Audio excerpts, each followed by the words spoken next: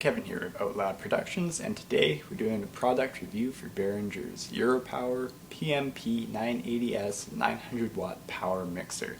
You can pick this up in Canada at axmusic.com for $435, or if you're in the States you can get it at Musician's Friend for $415. So let's zoom in and give you a kind of quick look at what this thing can do. The 980s is an 8-channel power mixer. 2 of your channels have left and right inputs, and the other channels have single inputs. Each input also has a microphone input or an XLR. You'll see up here that you have your equalizer, high, mid, and low, your monitor volume, which we'll speak about later, your effects levels, a pan function, and a level or volume function. There's a built-in effects processing unit in the 980s. You can control up to 2 effects at a time, and you have an entire list by number here for quick and easy access. There's 2 equalizers built into the unit, the top one for the monitor, the bottom one for the main. You can independently control all of your frequencies, which gives you a lot more control overall than doing it just in your channel. Down below here you'll find some features including the effects. You have effects 1 out, effects 2 out, and a foot switch. I personally don't use this, so you'll have to do some reading on it. You have your input to main, so you can do 1/4 inch inputs, and you have your volume control there. Or you can do a CD or tape in by RCA. There's a neat feature here for voice cancelling.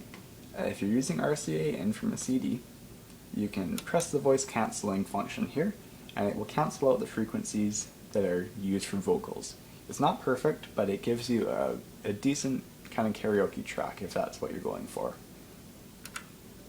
You also have in your output here, RCA outputs. You can record everything that's going through the unit. Then you have left and right 1/4 inch outputs and a monitor 1/4 inch output. It should be noted that these ones here are not powered. They're not powered outputs.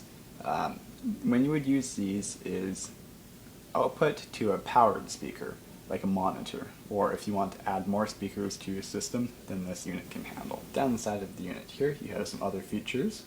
Phantom power, easily flick of a switch and you can use a condenser microphone. You have your power amp options. Now there's 3 settings here. You have your main left and main right. You have monitor mono or bridge amp mode. Now there's different situations that you would use these in. Main left and right is if you want to have a left channel and a right channel. This is best used when you have 1 or 2 speakers on each channel, so either 2 or 4 overall. They'll be playing the same thing, so you'll have your left channel and your right channel. Another option, this is the one I use, this is a very useful tip, so pay attention here.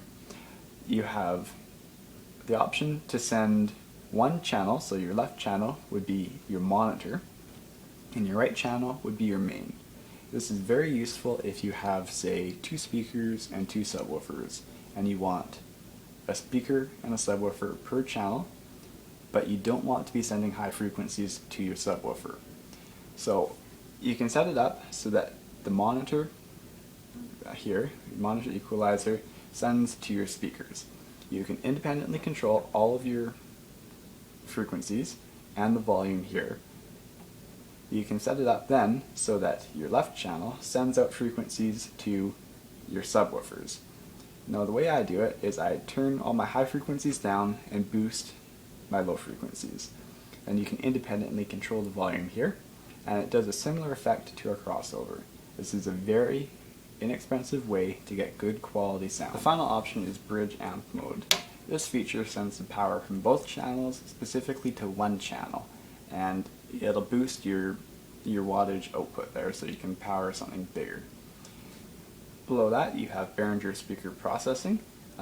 My speakers aren't capable of this, but some Behringer products are, and you'll have to read up on that one. You have a standby mode for channels 1 through 10, so basically if you press this it will mute everything that's coming in over here. And then finally you have your power switch. We will flip it around to the back here and you can take a look at all the features back there too. This is the rear of the 980s unit. You have your power input, just a standard power cord, and you have your powered outputs. Now these are speak-on. We're going to talk a little bit about the wattage of this unit. There's a little box here that gives you some information on the actual power that this unit puts out. I'm going to give you the specs out of the actual manual, so pay attention here because it's not all that it seems. 980S is a 900 watt power mixer, but it's actually very hard to get 900 watts out of this unit, and I'll explain. At 8 ohms, this unit puts out 165 watts RMS and 225 watts peak. So that's the equivalent of 1 8-ohm speaker per channel. At 4 ohms, this unit puts out 250 watts RMS and 350 watts peak. Now this is, say, if you have coming out of this channel, it goes into your speaker, out of your speaker, and into your subwoofer, and both of those are 8 ohms.